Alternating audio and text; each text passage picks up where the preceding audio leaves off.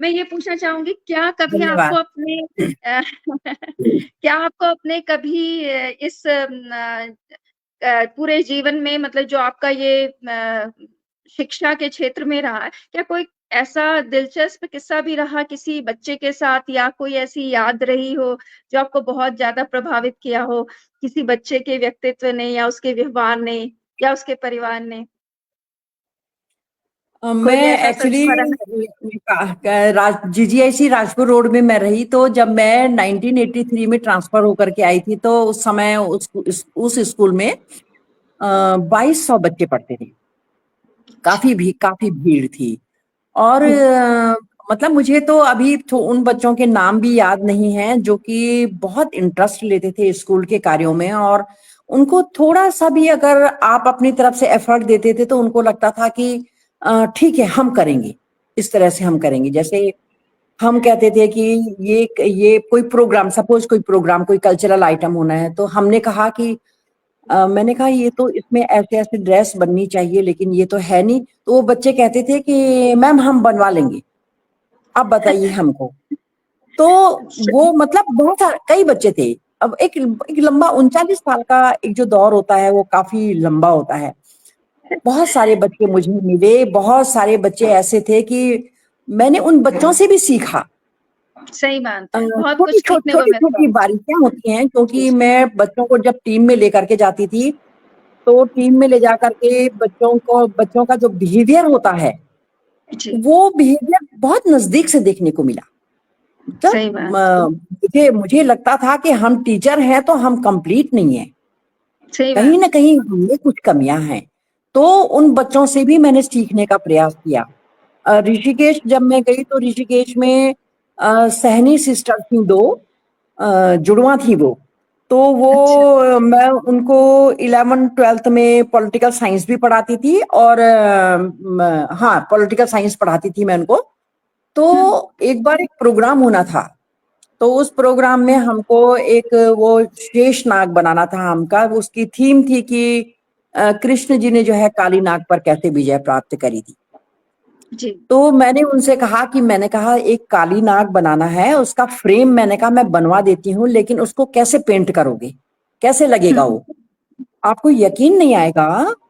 वो लड़कियों ने बाजार से मटेरियल ला करके, हालांकि वो मटेरियल का पैसा मैंने उनको दिया, जी। लेकिन वो ऐसा ऐसा मटेरियल लेकर के आई, और जब उन्होंने वो शेषनाग बनाया और उसके फन बनाए 5, हम्म। मैं तो मतलब देखती रह गई। और तब हमारे वो प्रोग्राम होना था, स्टेट लेवल का एक एथलेटिक इवेंट था हम्म। देहरादून में। तो हम लोग हम्म। ऋषिकेश से बस लेकर के आए थे, और मंत्री प्रसाद नैथानी जी उस समय शिक्षा मंत्री हुआ करते थे, और हमारे डायरेक्टर थे CS ग्वाल जी। हम्म। वो एकदम से अपने सीट से कूद करके और ग्राउंड में आ गए कि मतलब इतना सुंदर आप लोगों ने थीम बनाया, और ये शेष नाग कैसे बनाया। तो वो दो लड़कियों ने जो काम करके दिखाया था, और एक लड़की थी, एक और स्टूडेंट थी हमारी, का नाम विश्वास विश्वास करके थी, मैं नाम उसका भूल रही हूँ। तो वो हम्म। वो इतनी एंथुजियास्ट थी कि उसको लगता था कि मैम अपने घर क्यों जा रही हैं, मैम हमारे साथ रहें, मतलब अच्छा। कि हमारा शाम का जो टाइम है वो भी हम मैम के साथ बिताएं। होता तो है। वो दूसरे दिन के लिए मतलब ऐसी ऐसी चीजें तैयार करके लाती थी, और जैसे ही मैं स्कूल जाती थी तो सबसे पहले मुझे बताती थी कि मैम ऐसा हम ना इसमें ऐसा कर सकते हैं। जैसे कोई कल्चरल हम्म। आइटम है या कोई प्रोग्राम है, तो वहां पर मैंने जो है वो स्टूडेंट संसद के कार्यक्रम भी करवाए, और वहां मैंने इलेक्शन कैसे होते हैं, क्योंकि मैं पॉलिटिकल साइंस की थी, तो इलेक्शन के लिए बैलेट पेपर कैसे छपते हैं वो सब मैंने वहां छपवा करके बच्चों को दिखाए, और बैलेट बॉक्स कैसे बनते हैं, और वोटिंग कैसे होती है, वोटिंग की काउंटिंग कैसे होती है। तो ये सब हम्म। मैंने वहां बच्चों को सिखाया। तो वो कुछ बच्चे ऐसे थे कि जिनको लिए लगता था कि मैम अभी घर ना जाएं, और हम मैम के साथ रहें, तो हम मतलब कुछ और देर मैम के और साथ में जो है वो उसको सीख सकें। तो उन बच्चों से भी उनकी जो जिजीविषा थी, उनकी जो इच्छा शक्ति थी, और कुछ काम करने की जो उनकी तमन्ना थी, लेकिन बहुत गरीब बच्चे थे और जी। संसाधन नहीं थे उनके पास में बिल्कुल भी। और मेरी मेरी जो मजबूरी थी वो, मैं देहरादून से अप डाउन करती थी और एक फिक्स गाड़ी में हम लोग जाते थे, वो फिक्स गाड़ी में वापस आते थे, वो स्कूल से हमको उठाती थी। तो वो मतलब लालच जो है वो मुझे ज्यादा देर रुकने पर वहां पर मतलब नहीं रुक सकती थी, मेरी मजबूरी थी वो।